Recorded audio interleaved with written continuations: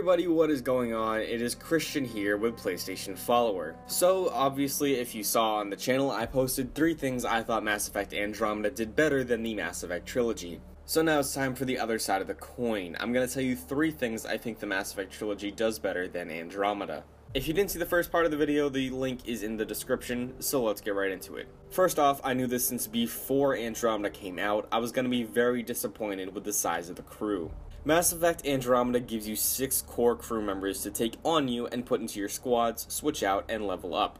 My first and longest experience with a Mass Effect game was in Mass Effect 2, and holy, the crew in that game was very big. Not so much Mass Effect 1, but in Mass Effect 2 and 3, your crew was legitimately large. You had a good variety of different people to pick from, different varying races, and you had a general sense of being able to shape the crew you want to pick. I know bigger doesn't mean better, but in the case of the Mass Effect Trilogy, having the option of so many different alien races and characters you've come to know and love over the course of your mission to choose from in that final last act is a much harder decision and carries much more weight trying to fill that second slot because Garrus is your first one.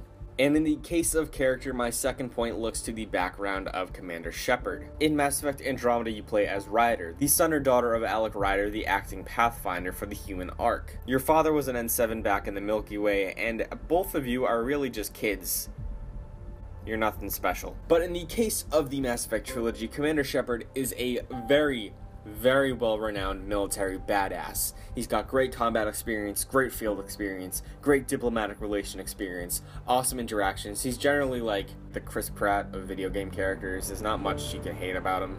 But having the military background does add a lot of variety to what the story can be focused on. Being prepared for a gunfight, but being knowledgeable about diplomatic relations between species, there's a lot you can do there. And speaking of the story, I think the storytelling in the Mass Effect Trilogy was way more consistent than anything in Andromeda so far. In Andromeda, most of my joy in the story is coming from interactions with side characters, specifically Jaal and the Angara. But when it comes to the Mass Effect Trilogy, I was very keen on the main story. It was bringing me along at a pace that I kept up with, and it didn't make me feel like I had to veer off in different directions to be entertained by what story there was to offer.